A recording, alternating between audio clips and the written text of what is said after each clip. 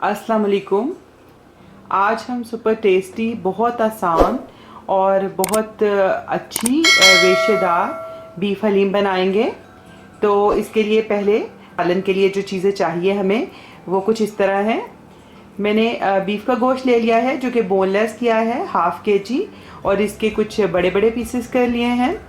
एक दरमियाने साइज़ की प्याज लेकर उसको स्लाइस कर लिया है। एक टमाटर चाहिए, 7 हरी मिर्च, और 1 टेबल स्पून हमें अदरक लहसुन का पेस्ट चाहिए।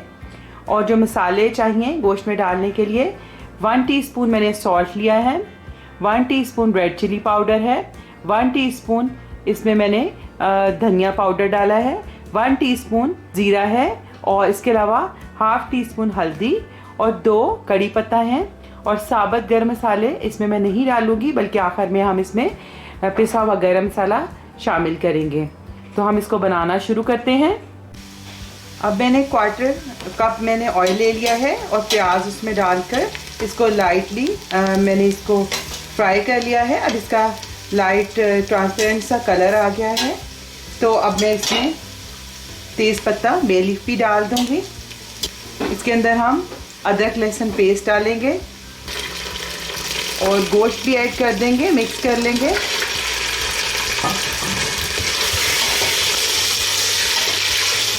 अब इसको 1-2 मिनट अच्छे से भून लेंगे, यहाँ तक कि गोश्त का रंग चेंज हो जाए। गोश्त को 2 मिनट भून लिया है और गोश्त का रंग चेंज हो गया है, और जो अदरक लहसुन है वो भी इसमें अच्छे से भून गए हैं। तो अब मैं इसमें ये मसाले शामिल करूँगी, थोड़ा सा पानी शामिल करूँगी ताकि मसाले जले रहें। अब 2 मिनट मसालों के साथ भी गोश्त को भून लूँगी। गोश्त को 2 मिनट मसालों के साथ भून लिया है। अब इसमें हम टमाटर, हरी मिर्चें शामिल करेंगे, साथ ही 2 टेबलस्पून दही शामिल करेंगे।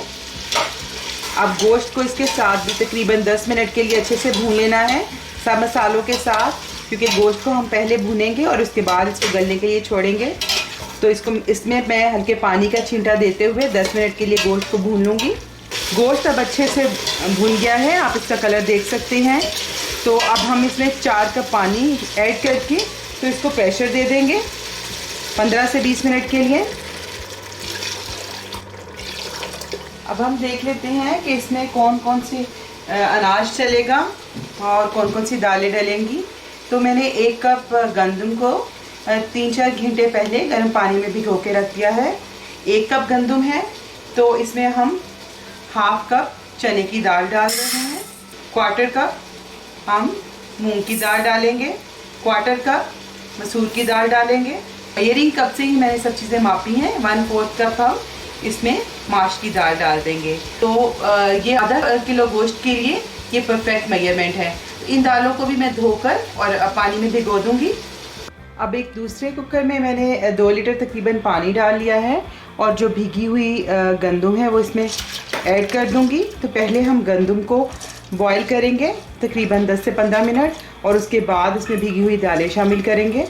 और इसमें मैंने अभी कोई मसाला ऐड नहीं किया, गंदम को सिर्फ अकेले ही बॉईल करेंगे। 10 मिनट के बाद मैंने गंदम वाले कुकर को खोला है, तो देखिए कि ये काफ़ी अच्छे से गल गई है। और अब हम इसके अंदर दालें भी, भीगी हुई दालें भी डाल देंगे और अब दालों के साथ इसको गला लेंगे। और साथ ही दालों के हिसाब से इसमें नमक, मैंने 1.5 टीस्पून नमक, सुर्ख मिर्च 1 टीस्पून और हल्दी 1/4 टीस्पून इसमें डाल रही हूँ। और पानी आप देख लें, अगर आपको एनफ लग रहा है, नहीं तो थोड़ा सा पानी मज़ीद ऐड कर सकते हैं। तो पानी डालने के बाद इसको मैं थोड़ा सा पानी और ऐड करके इसको फिर गलने के लिए रख रही हूँ, यहाँ तक कि दालें अच्छे से नरम हो जाएं। अब गोश्त को भी चेक कर लेते हैं। तो 20 मिनट गोश्त को प्रेशर देने के बाद उसकी मैंने आंच प्रेशर पे ही बिल्कुल हल्की कर दी थी, और चूँकि इसमें काफ़ी पानी था, तो अब गोश्त को चेक कर लेते हैं कि वो कितना सॉफ्ट हो गया है। देखिए गोश्त कितना सॉफ्ट हो गया है, लेकिन अभी हमें इसे मज़ीद सॉफ्ट करना है कि ये इतना सॉफ्ट हो जाए कि ये रेशा रेशा हो जाए। तो इसको आप हल्की आंच के ऊपर मज़ीद आधा घंटा के लिए इसको रख देंगे। ताकि ये बहुत अच्छे से नरम हो जाए। अब दालें अच्छे से गल गई हैं, बिल्कुल ये घुल गई हैं। इसको आप किसी मैशर की मदद से, ये घोटने की मदद से अच्छी तरह से घोट लें। अब हम गोश्त को भी चेक कर लेते हैं। तो गोश्त बहुत अच्छे से गल गया है, ये देखिए, बिल्कुल इसको हाथ लगाने से ही अच्छे से टूट रहा है और इसका सारा पानी खुश्क हो गया है, घी ऊपर आ गया है। इसमें से जो बे लीफ है हम वो निकाल लेते हैं और अब इसको हम किसी मैशर की मदद से अच्छे से मैश कर लेंगे। इसको हमने गोश्त को अगर हम ग्राइंड नहीं करना, अगर ग्राइंड करेंगे तो रेशेदार हलीम नहीं बनेगी। दालों को मैं हैंड ब्लेंडर की मदद से मिक्स कर रही हूँ। अब ये गोश्त जो है वो मैं दालों के मिक्सचर में ऐड कर दूंगी।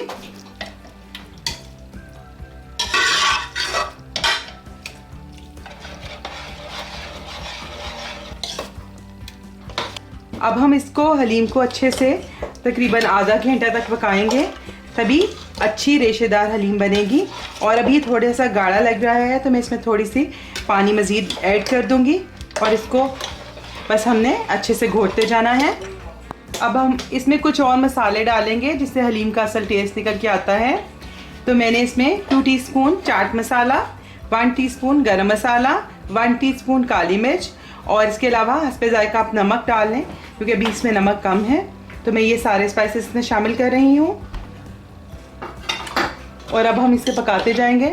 अब हलीम जो है वो बिल्कुल तैयार है। गोश्त मिक्स करने के बाद भी तकरीबन 40-45 मिनट पका लिया है और मैंने प्याज ब्राउन कर लिए हैं और उसी का जो तेल है वो हम इसके ऊपर डालेंगे तड़के के तौर पर।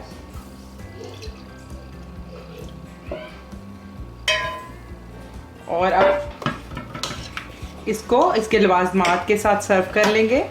तो हलीम बिल्कुल तैयार है, बहुत मज़े की तैयार हुई है। और इसको साथ हरी मिर्च के साथ अदरक और धनिया और नींबू के साथ सर्व करें और साथ तली हुई प्याज। आप इस रेसिपी को ज़रूर ट्राई करें, आपको यकीनन पसंद आएगी। और अगर पसंद आए तो लाइक कर दें। आइंदा आपके साथ किसी नई रेसिपी के साथ फिर मुलाकात होगी। उस वक्त तक के लिए अल्लाह हाफिज़।